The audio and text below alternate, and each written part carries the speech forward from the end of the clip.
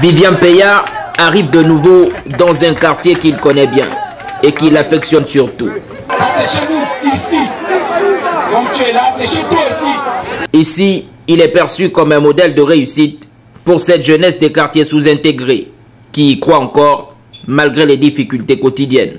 Nous sommes fatigués de continuer dans cette politique où les politiques viennent parfois nous rencontrer pour seulement nous offrir un pot de vin, pour nous offrir de quoi manger, alors que nous avons des réels problèmes dans nos quartiers. Face à cette jeunesse d'Aveya, convaincue d'avoir été oubliée par les politiques, la tâche n'est surtout pas facile pour lui. Aujourd'hui, vous venez nous faire certainement de belles promesses. La question que je voudrais poser au bon grand, c'est de savoir, en votre qualité de président de l'UJPDG, quelles sont les garanties que vous nous donnez de ce que nos préoccupations vont arriver dans les oreilles de celui qui veut l'entendre et que nous serions satisfaits au sorti de votre départ ici? Je ne suis pas un homme de promesses, mais plutôt d'action. Tout comme celui qui m'a mandaté pour faire ce que je fais, le président Ali Bongo Ondimba, qui dit « Je dis ce que je fais et je fais ce que je dis ». Donc, j'ai dit et j'ai fait. C'est pour vous, c'est pour la jeunesse du quartier Aveya. Et j'invite peut-être le président à venir réceptionner symboliquement ce matériel qui vous est destiné et qui, je l'espère, vous servira dans vos tâches, dans la mission qui sera la vôtre de nettoyer vos quartiers et de vous adonner aux activités citoyennes. Lorsqu'on parle du quartier Aveya, les clichés sont peu reluisants. Ces jeunes, très remontés, dénoncent les pratiques des politiques visant à les reléguer au statut d'exécutants. Nous pensons que nous sommes en force de position et que nous pouvons prendre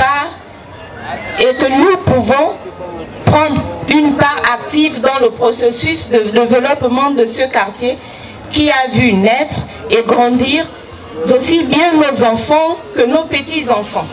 La prise de parole de cette jeunesse vise d'une part à vous amener à saisir une fois de plus les préoccupations qui sont les siennes et d'autre part à les prendre véritablement en considération. Nous avons coutume de dire ici que le véritable médecin, c'est celui qui est non seulement capable de déceler le mal d'un patient, mais aussi d'administrer à ce dernier le traitement adéquat. Au cours de cet échange, les jeunes ont clairement affiché l'ambition de participer au développement du Gabon. Mais pour nous, les générations futures, pour vous qui êtes là, vous qui représentez la relève, je vous parle devant nos parents qui sont ici. Ce que vous devez savoir, c'est qu'il y a 30 ans, 40 ans de cela, ceux qui aujourd'hui critiquent et veulent accéder au pouvoir sont des personnes qui avaient l'opportunité que nos parents qui sont ici leur avaient donné pour développer le pays. Ils ont eu 20 ans, 30 ans, 40 ans pour développer le Gabon. Et à cette époque-là, nos parents qui sont ici, ils disaient quoi?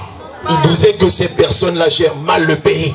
Qu'on utilise la jeunesse pour pouvoir accéder au pouvoir. Alors qu'en réalité, chacun des hommes politiques doit travailler pour la prospérité et l'avenir de cette jeunesse. Pour la boucle, un comité de vigilance pour lutter contre l'insécurité et l'insalubrité dans le quartier a été mis en place. Le matériel relatif à l'exécution de cette activité leur a été offert. L'élection présidentielle, il faut le savoir, ce n'est pas une course contre un individu. C'est la course et la rencontre entre un homme et le peuple. Parce que souvent, on trompe les populations, et surtout les jeunes. Dans les réseaux sociaux, vous voyez, ils disent oui, vous les pédégistes, vous allez voir, le peuple gabonais va vous sanctionner. Mais en réalité, quand ils disent les pédégistes, le peuple gabonais va vous sanctionner, ça veut dire qu'en fait, pour eux, dans leur tête, les pédégistes ne font pas partie du Gabon. Le peuple gabonais, c'est l'opposition. Alors qu'en réalité, le peuple gabonais, c'est qui? c'est toi, plus toi, plus toi, plus toi, plus moi. C'est toutes nos individualités qui forment le peuple gabonais. N'ayez pas peur. N'ayez pas peur parce que, comme le dit la chanson, c'est le temps de la jeunesse. C'est le temps de la jeunesse, c'est le temps de notre génération. Il faut que nos papas là, qui ont le même âge que nos parents et nos grands-parents, ils laissent la place aux jeunes. Ils ont eu l'opportunité pendant 40 ans de faire leurs preuves. Ils ne l'ont pas fait. Ils n'en ont pas été capables. Et cette incapacité nous amène à les sanctionner. Il faut donner l'opportunité à celui qui a au moins essayé.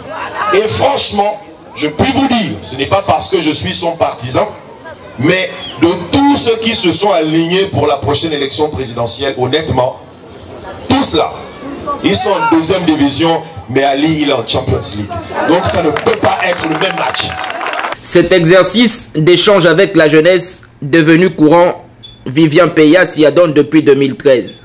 Aujourd'hui, il jouit d'une notoriété indéniable, le présentant finalement comme le porte-flambeau de cette jeunesse qui représente désormais un tiers de la population.